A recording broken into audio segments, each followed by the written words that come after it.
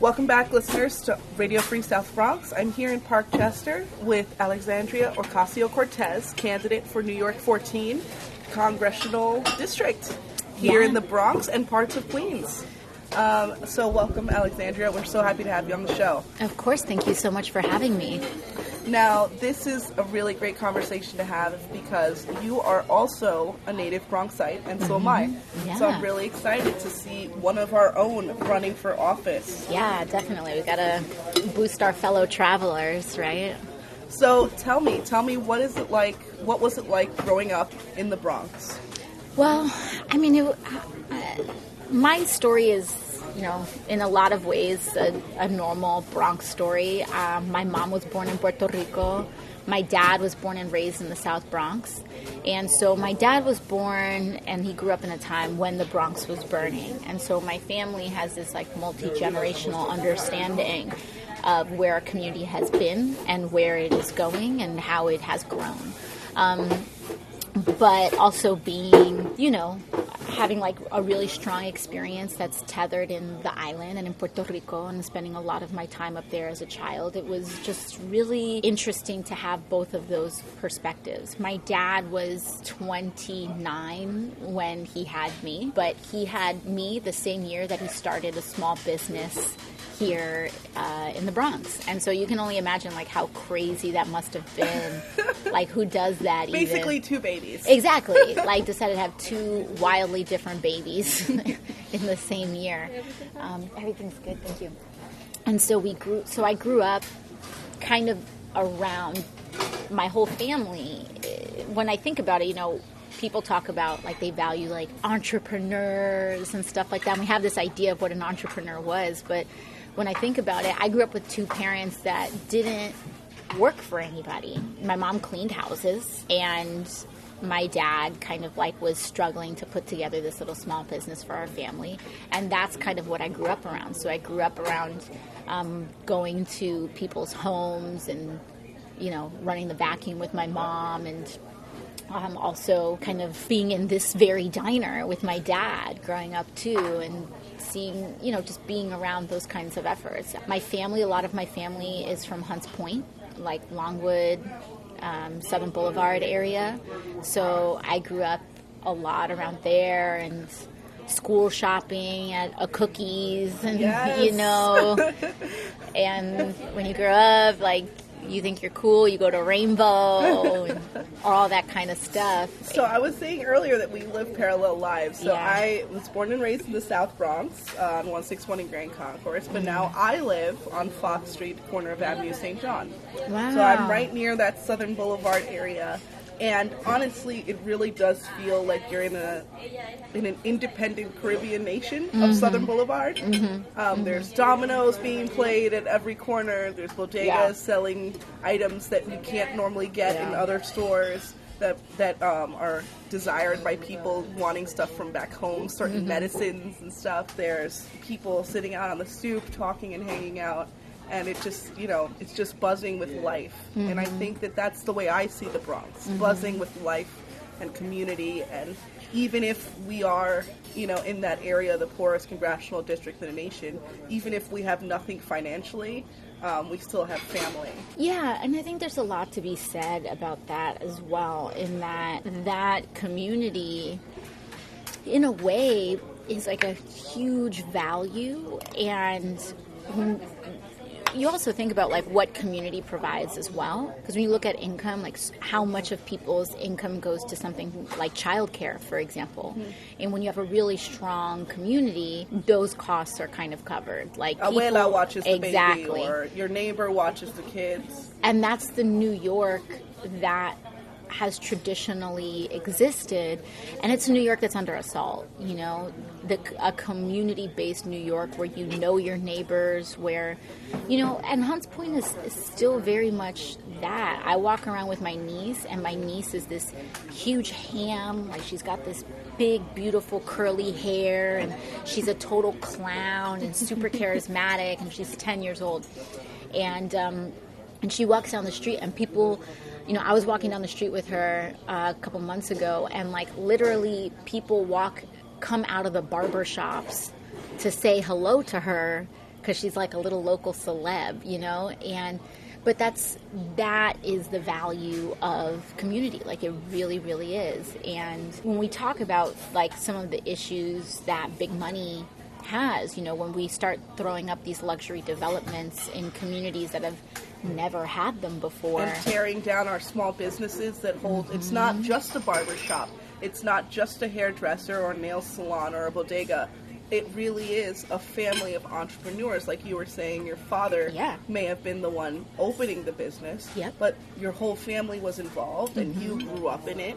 And when developers come in and displace these businesses, they oftentimes don't come back. And what people need to realize, too, is that this is not, you know, in a way, I kind of avoid, not that I avoid, but I don't use the word gentrification as much on the campaign trail as I talk about displacement and as I talk about getting priced out. Because I think that one of the issues with the word gentrification is that people automatically think of it through a racial lens. And it's so much more than that. And that's what developers with money want you to do. Yeah, exactly. They want to split us along racial division. So meanwhile, when I moved back to the South Bronx with my white fiance, is that gentrification? No, it's not, because I'm moving back home to where I was born and raised, and where I'm going to start a family and raise them. Yeah.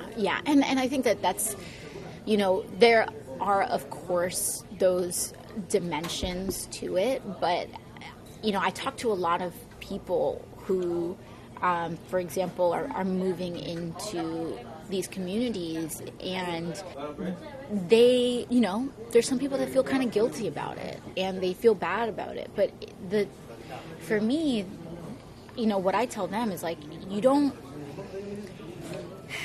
you know, obviously it's an issue that's, like, so fraught and has so many different dimensions, but what people need to realize is that, like, you know, white folk have gotten gentrified out of the Upper West Side, and they've gotten gentrified out of Manhattan, like, and that's why I don't use the word gentrification, because it's a part of a broader picture of displacement, and then it just becomes this rippling effect where, you know, it starts at the very, very top levels, but about half of the luxury apartments in the city, or in Manhattan, are empty. And we now just had this other report where 275,000 apartments in the city are vacant, and that's 3 times the amount of people who are experiencing homelessness in the city. And it's all being used, instead of functional housing so that people have a place to live, it's being used as a method of dodging taxes and hiding wealth. And that has very real and rippling impacts. I mean, I go to Union Square, in like a super high traffic area, and all of the classic small businesses, family businesses have shut down there. And so, like, you know, one of the questions I ask on my campaign is, who is New York changing for? Because it certainly doesn't seem like it's changing for working families of any type. Yeah, absolutely. And let's talk about the role of big money in campaigns here in New York City. You know, we've seen that it increasingly feels like our elected officials don't represent us, but they represent the interests that lobby them. Yeah, and you can really see that. And we think of, I don't know why sometimes people think of money in politics as a Republican thing, because it is a system thing. It's a systemic thing. And, you know, next time you see a public official, next time you go to a town hall, next time you see someone trying to ask for your vote, you got to ask where they're getting their money from. You know, you got to ask if they're taking money from these luxury developers. And you don't even have to ask. There's websites like Ballotpedia. Yeah, totally. There's a couple great websites that really just show you where, because they're required to federally report it. Yeah. And you can see where all their money is coming from, and then you can hold that against their votes and make your own decision. Yeah. Is this person voting for me, the constituent that voted for them? You know, we talk about, like for example, with this new city council, one of the first rules that was instituted this year was a rule that basically took away a local city council member's ability to veto a luxury development in their own district. So now our individual kind of advocates are powerless. Yes. And that vote has happened because luxury developers and their lobbyists for that industry are now kind of essentially purchased our local officials. And then in the same breath, they give us participatory budgeting, which is so great that they're asking for our opinion, but they're giving us $100,000 to spend on computers and maybe a few new basketballs for the local school. Like, Right. That's important and that's great. But then at the same time, like you said, we have elected officials that aren't even able to stop things that impact our daily lives, like a new luxury high-rise in our Right. community, or in the South Bronx, a new jail Yeah. when they close Rikers. You know, you're not closing Rikers if you're putting a new jail in a poor community. Yeah, I mean, at the end of the day, the question is not just should Rikers exist. The deeper question is, should we be incarcerating that amount of people to begin with? And if we're going to close Rikers just to maintain the same or similar levels of incarceration, especially in a jail, like Rikers is supposed to be a jail. It's supposed to be a temporary facility for people who are a risk in some way or another that need to be temporarily held before trial. But meanwhile, they're being held 6 to 9 months at least. 2 years Yeah, sometimes, 2 years. and then they're for tiny things. You know, you look at what happened to Khalif Browder. Yep. And That's he was exactly what I was going to say. he was accused of stealing a backpack, and he was kept in Rikers for 2 years, never found guilty of a crime, kept in solitary confinement as a teenager when adolescents are growing. You know, the adolescent mind is growing and is very sensitive to those kinds of environmental forces. And you know, we throw, you know, we throw people in Rikers because they can't afford bail for jumping a turnstile, you know. And you know, all of this comes down to agency, right? Who makes the rules? Who enforces the rules? And then how the everyday working person, like you were saying, the everyday citizen is losing agency over the path, the course of their community, and often the path of their own lives. And you know, that comes down back to my question of what does this campaign mean to us as Bronxites? To have a third-generation Bronxite, like you said, a girl that we've seen on our streets and that's shopped in our stores, that we saw when we were at the barbershop, you know, to have you running, what does that mean to us? You know, I think it means, I really do think that it means an alternative path for our future. I think it means that it's an opportunity for us to have control over our own destiny again. We haven't elected a new member of Congress here in years, if not decades. And we have to kind of get out of this mindset that we own, like, that a congressional seat is a lifetime appointment. It's not, and it shouldn't be, because our world is changing so fast, and the idea that we haven't like elected a new member of Congress in this century, you know, Yeah, like absolutely. our most recent, like, quote unquote spring chicken leadership was elected 20 years ago. We haven't had new leadership since, and that is a huge problem because it's a crisis in a world that is changing so quickly. And moreover, if you care about the success, if you're a person that cares about the success of Democrats, the other issue is that Republicans are constantly encouraging and electing young leadership. The Republican Party has very young leaders. Paul Ryan was one of the youngest elected Congress members of his time. He's one of the youngest speakers of the House. And we keep, you know, meanwhile, the average age of a House Democrat has gone up 10 years, and it's 65. Average. So we're in this position where we're calling 50-something-year-old Congress members super young and a fresh face when the age to enter Congress constitutionally is 25. And that also speaks to the diversity of Congress and the diversity of the congressional committee in general. You know, what does Congress look like right now? And it doesn't look like, you know, my hometown of the Bronx. It doesn't. It's overwhelmingly male. It's overwhelmingly white. It's overwhelmingly older, and it doesn't reflect... And high income. And high income, and it doesn't reflect the actual demographics in terms of range of age, you know? Mm-hmm. So let me ask you a question. Because that's not how this works. I know, but... But I feel like oftentimes one of the things that I see is that within the progressive community, as even in the community of democratic socialism or everything from like liberal to all the way, leftist. My question is that when you bring up these issues, there are still those divisions, like this idea that you should never talk about gender or race, that you should, quote unquote, stick to economics or, quote unquote, stick to policy. How do you respond when people bring that up, especially coming from the community that we come from? There's no way for me to leave my race at home. Mm-hmm. There's no way for me to leave my gender out of a job interview or out of a conversation. I can't stop being all of the different parts of who I am, There's this big term called intersectionality that's used in authorship on critical race theory.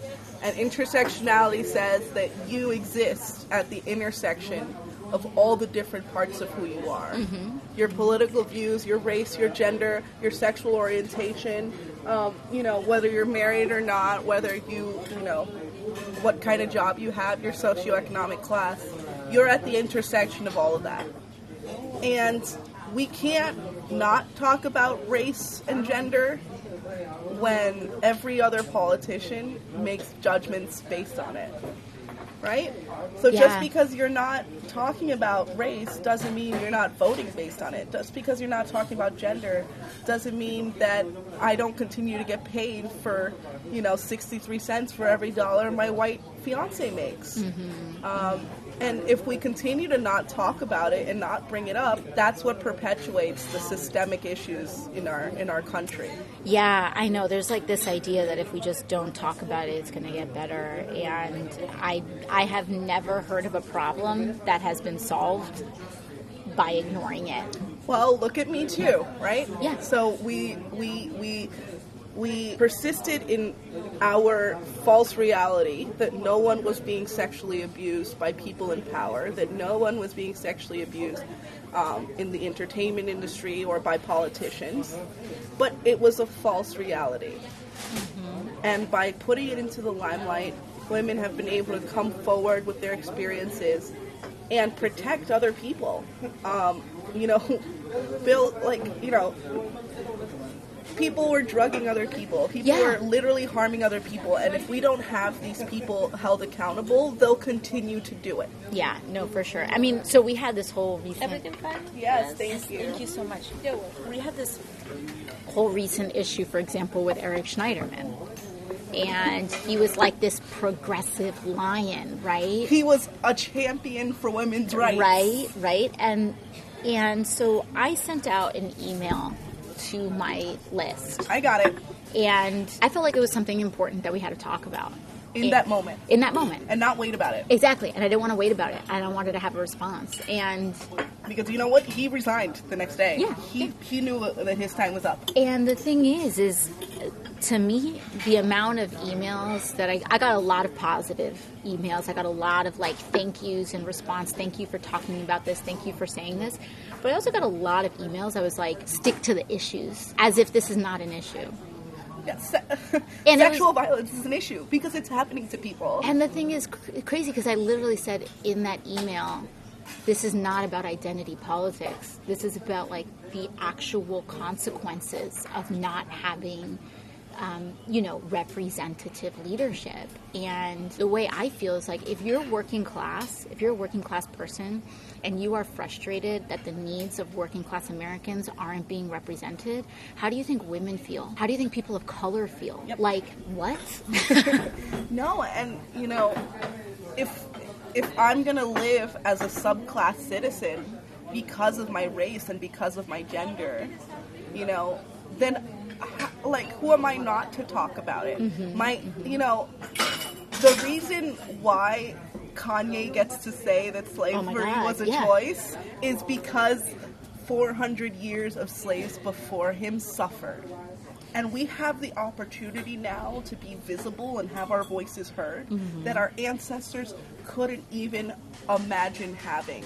They just wanted to live to the next day. And here we are with all of the power in our hands, in our cell phones, to like lift up our voice and talk about the struggles that we're going through and that our community is going through. And it's like, it's not even that we shouldn't, it's that we shouldn't dare not to.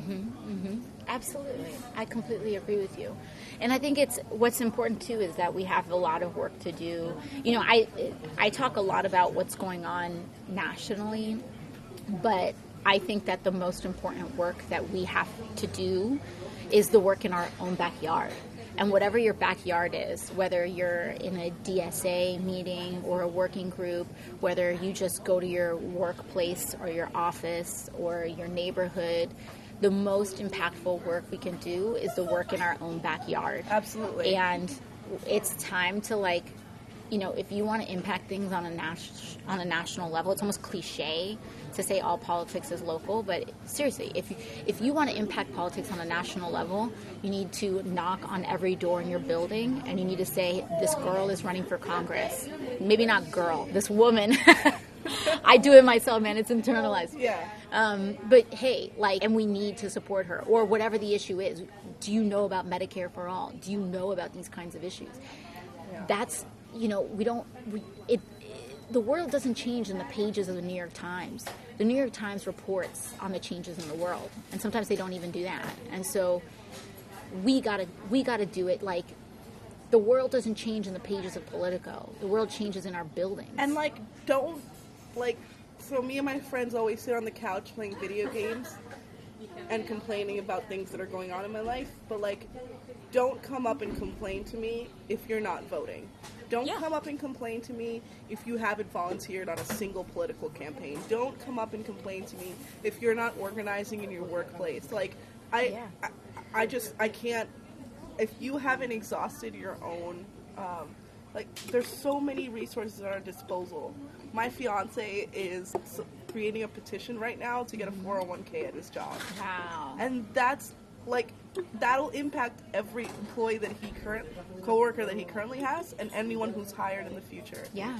And, like, it's so easy. It's so, like, it's not, with all of the technology in our hands, it's easier than ever to organize, and you just don't have an excuse anymore to not be involved in politics, to say you don't care about politics, because everything that happens at the national stage, local political stage, affects you.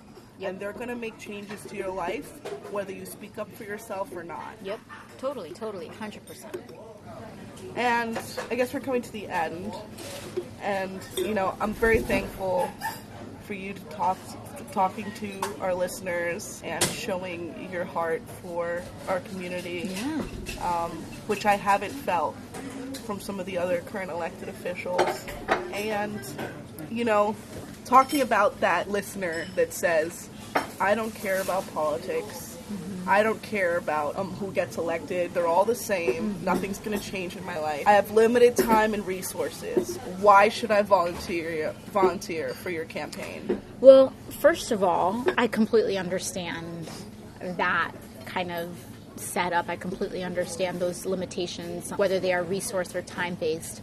But what I think is really important is that everybody can give something. Even if you have 30 minutes, you know, not everyone has the privilege of being able to go outside, whether you are a parent of young children, whether you have a physical disability, whatever that may be. But everybody, like, for example, we've worked really, really hard to create organizing opportunities for everyone, even if you just have 5 minutes. So, for example, we have postcard campaigns. If you have social anxiety or whatever that may be, or if you just don't have a lot of time, you can ask us for 50 postcards. You can ask us for 10 postcards, and we'll give you 10 addresses of voters in the district, and we'll give you 10 postcards. And you could just write a quick note, hey, I would love if you supported this candidate.